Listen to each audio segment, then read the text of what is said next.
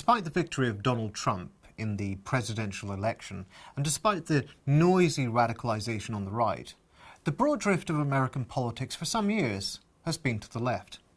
And one sign of this is the emergence of popular alternative media sources ranging from Jacobin to the popular podcast Chapo Trap House. The Young Turks is a television program in that vein, politically committed, radical news commentary aimed at younger viewers. The show was founded by two of its leading hosts, Cenk Uygur and Ben Mankiewicz, in 2002.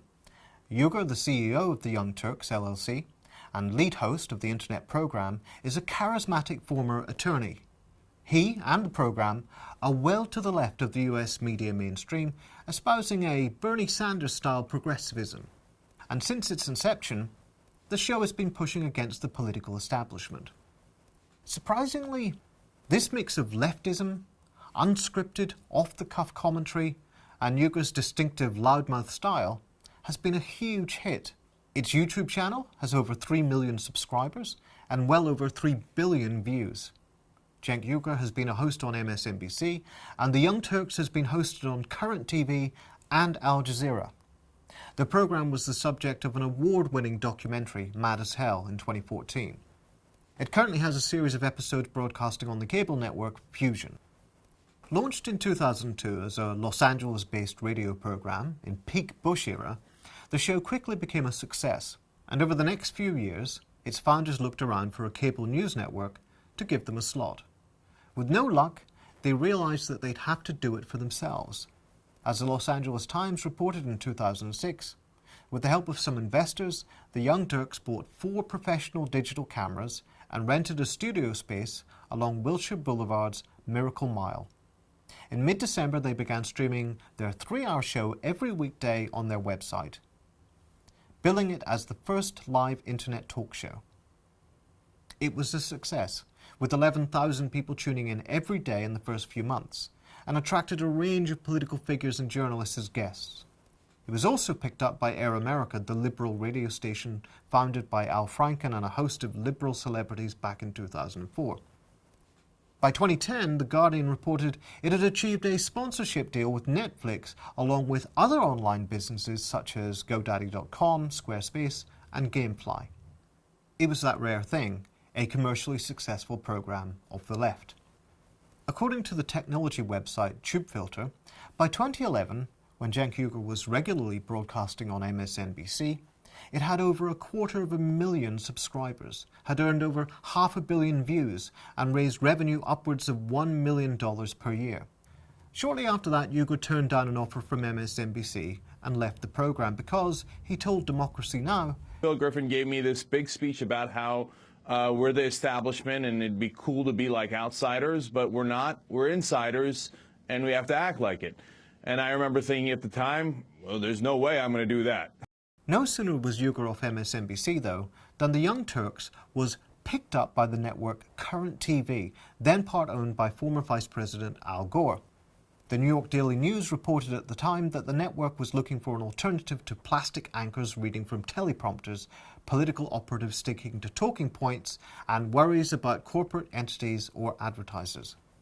This lasted only until 2013, when Al Jazeera America, having bought Current TV, dropped The Young Turks abruptly in order to pursue a more straight-faced news program.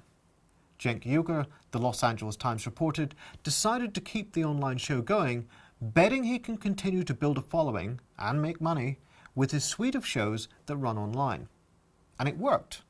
Despite Al Jazeera America dropping the program, the model proved highly successful.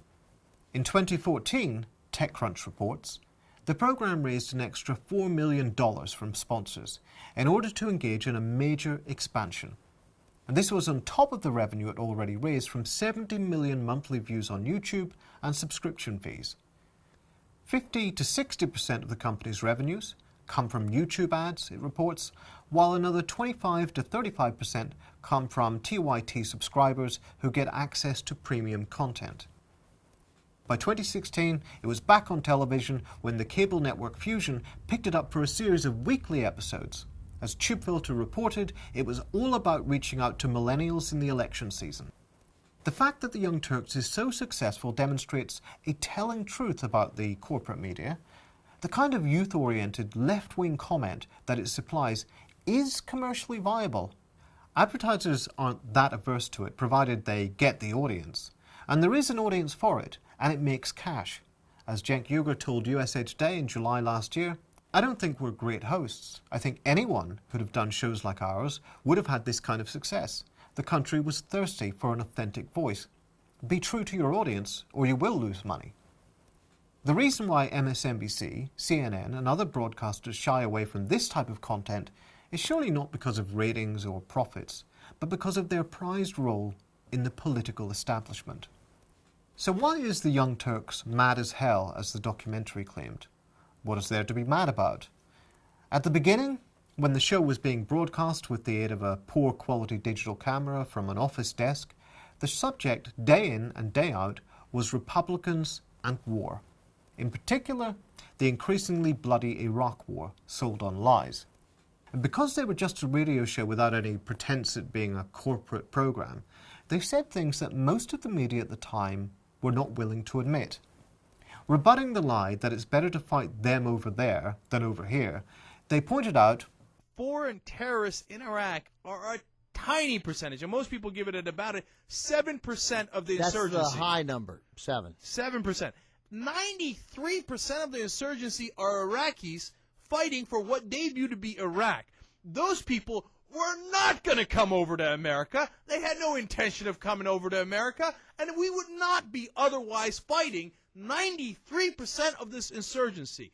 The show also began to orient toward activism, preempting Occupy sentiment amid Tea Party furore by protesting in 2010 to demand that Goldman Sachs give back $13 billion in bailout funds. But increasingly, it was not just the Republicans, and it was not just the banks that they were angry at. The Young Turks are mad as hell at the Democratic Party establishment. The Young Turks generally defended Obama against right-wing attacks, and Uygur even credited Obama with being a good president on balance, thanks to the Iran deal. But they were also critical of Obama's conservatism, his amassing of executive power, and his sellouts on Guantanamo. When it came to the 2016 election season, the Young Turks had clearly concluded that gradualism wasn't enough, and refused to join the #I'mWithHer sentiment about Hillary Clinton. Cenk Uygur pointed to Clinton's widespread unpopularity. I know that Hillary Clinton's support in the country is super soft. People do not like her. That's not my anecdotal evidence. That's not the cocktail circuit. Those are polls. She's the second most disliked candidate in American history. And as he insisted, there was a reason for this that the Washington establishment didn't get.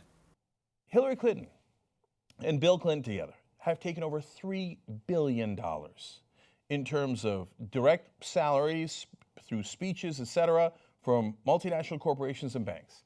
They've also taken campaign donations, independent expenditures, and money to the Clinton Foundation. When you put all that together for their career over the last 40 years, they've taken $3 billion. Now, you in Washington find that perfectly normal. The rest of the country goes, somebody's going to want something in return for that $3 billion. When a series of internal Democratic Party emails were leaked by WikiLeaks, most of the media focused on the messenger, that is, on whether a Russian hand was involved in the leak. The Young Turks, in its off-the-cuff review of the revelations, took quite a different tack, exploring the contents of the leaks, which it said proved that the Democratic National Committee conspired against Bernie Sanders. Following Trump's electoral victory, when the Clintonistas were keen to blame fake news or James Comey of the FBI for giving the impression that the investigation into Clinton's corruption was being reopened, or the Russians for hacking the emails, the Young Turks made the obvious point.